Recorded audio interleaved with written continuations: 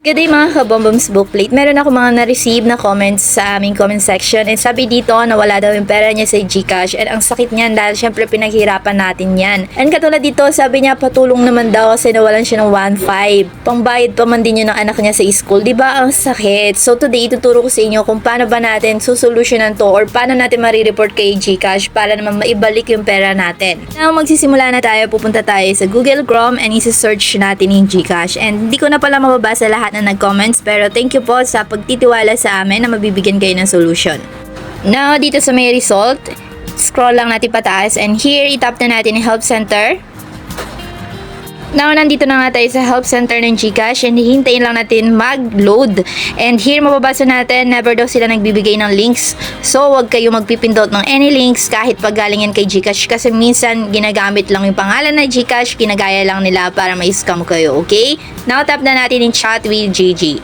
Habang loading pa, huwag niyong kalimutan mag-like and subscribe for good luck. So, dito hintayin lang natin yung respond ni GG. And here, itatype na agad natin dito yung problem na na-encounter natin. At dahil hindi naman tayo yung gumawa ng transaction sa ating account pero nabawasan tayo, ang itatype ko dito unauthorized transaction. And titingnan natin kung bibigyan tayo ng suggestions ni Gigi kung saan pipiliin na lang natin yon. And here, I want to report a fraudulent transaction. So tama yan i-select natin. And dito, kailangan natin ibigay ating mobile number para ma-check nila yung ating account. Yung mobile number na ibibigay natin dito ay naka-registered po dun sa ating GCash account. Then, after natin i-tap yung send, hintayin lang ulit natin. Ayan, binigyan tayo ng form ni GCash. So, kailangan natin i-provide yung ating email dito. So, ito yung sasagutan natin, yung registered name ng ating GCash account, saka yung ating email. Pero, dapat yung email na ibibigay nyo dito, yung nakalink po dun sa inyong GCash account din. Then, tap na natin yung send. And here, ano daw way nangyari? So, pipiliin natin dito yung pinaka-makakapag-describe dun sa ating problem. I-select ko dito yung I have unauthorized transactions. And hintayin lang natin kung ano pa yung sasabihin. To assist you with your...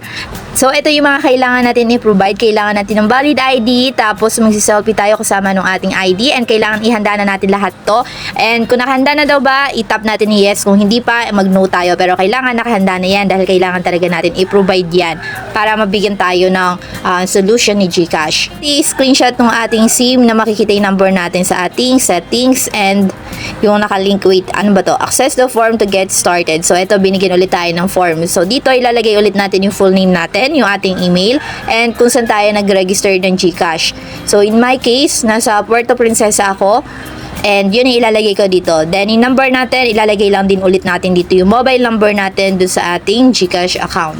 And kailangan tama pa yung mga ibibigay natin na details dito para hindi tayo magkaroon ng problema at syempre para mabawi ulit natin yung ating pera.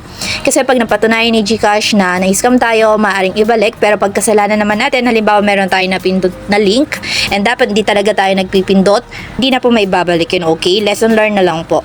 Pero pinaka-best way pa rin po talaga na i-report natin kay GCash para hindi na ulit maulit. And syempre para mai-recommend nila kung ano ba yung dapat natin gawin sa ating account. Kailangan natin magpalit ng password or kung mas mainam ba na mag-delete na tayo ng ating account and gumawa na lang ng panibagong GCash. Now kapag nailagay na natin dito yung mga information, send na natin. And here, ano ba yung ating account? Regular account ba yun sa'yo or nasa ibang bansa ka ba? In my case, regular account.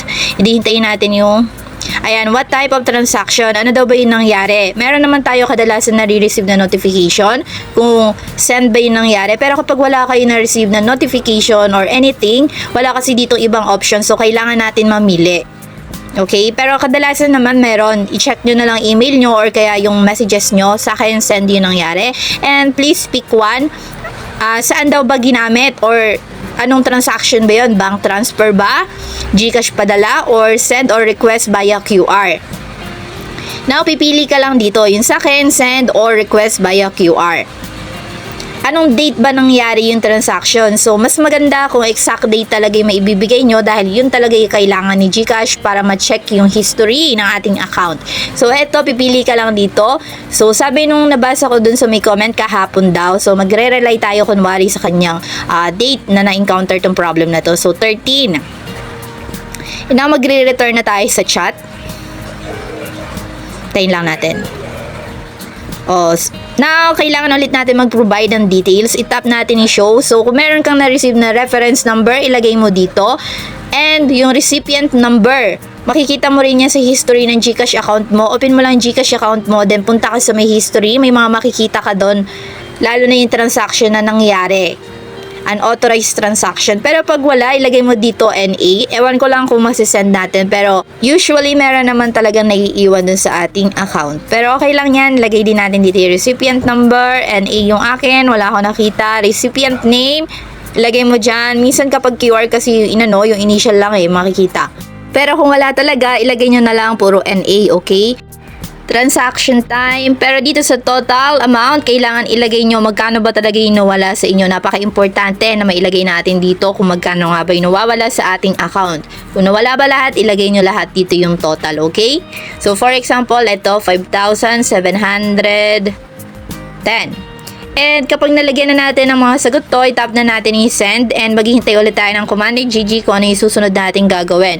Ano ba yung nangyari bago tayo nagkaroon ng unauthorized transaction sa ating account? Naaalala nyo ba? Meron ba kayong nakausap tapos humingi ng link sa inyo? Or meron nagpanggap na sila ay GCash tapos binigyan kayo ng link? Or nagtanong ng mga personal details nyo or mga account details nyo? Nakareceive ba kayo ng calls? In my case, ayan, for example, meron ka na-receive na SMS link, yun na lang yung iselect mo. Pero kung nawala yung cellphone mo, ayan, I lost my phone or SIM, yun yung iselect mo, okay? So, pipili lang tayo ng isa, then send na natin. And hintayin lang ulit natin kung ano yung susunod na kailangan natin gawin. Alright, so ito tatanungin tayo ni GCash, ano daw ba yung brand and model ng ating device. So kailangan alam nyo yan, makikita nyo din naman yan sa settings ng inyong device. Puntahan nyo na lang, then hanapin nyo kung anong device ba yan and kung anong model.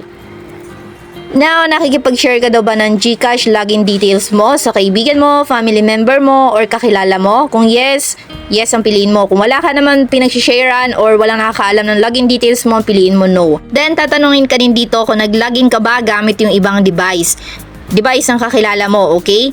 Kung oo, piliin mo yung yes. Kung hindi, piliin mo yung no. Ngayon, ano ba yung mga merchants na ginagamit mo na nakalink yung GCash account mo? So, for example nito, Lazada. Kung wala naman ang ilagay mo, NA. Halimbawa, nag-link ka sa may Shopee or Lazada, pwede mong isend yon kahit ilan. Okay? Pero in my case, Lazada lang naman.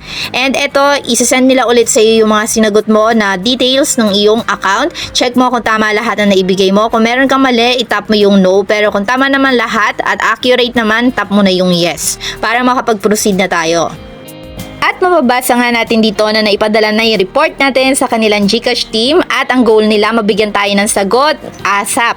Pero kailangan pa rin natin mag-provide ng ating mga documents katulad nitong valid ID, tapos magsiselfie tayo kasama ng ating ID and syempre yung screenshot nga ng ating phone settings na nakikita yung GCash number natin. At kung naka-receive din kayo na notification kung kailan nangyari yung fraudulent transaction, kailangan din natin i-send sa kanila yung screenshot.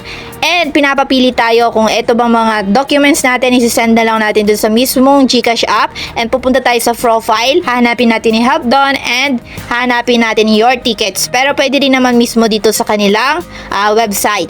So dito ang ilalagay ko dito, I want to continue here. And isi-send natin to. Then dito sa may gilid makikita nyo ito. Pindutin nyo lang to para makapag-send na kayo ng mga files na ipapadala natin kay GCash. Mas maganda kasi pag meron tayong proof para paniwalaan din nila tayo na tayo ay may na-encounter talagang problem, okay? Once na successful na yung ating pagpapadala ng ating documents, maghihintay na lang tayo ng response ni GCash sa ating email. Paki-monitor na lang yung email nyo and sasabihin din ni GCash doon kung may babalik ba yung amount. Pero kapag halimbawa tayo yung may kasalanan, halimbawa yung mga link, nagpindot tayo or nagbigay tayo ng mga personal details ng ating account, hindi na po nila ibabalik yon. Dahil laging pinapaalala ni GCash, dapat iniingatan natin yung mga details ng account natin and huwag tayo nagpipindot ng anumang link. Pero for now, yun nga, maghintay muna tayo ng respond nila sa ating email. Kung meron pa kayong mga katanungan or suggestion, iwan nyo lang yan sa ating comment section. At kung nakatulong sa iyo ang video na to, huwag mong kalimutan mag-like and subscribe. Thank you!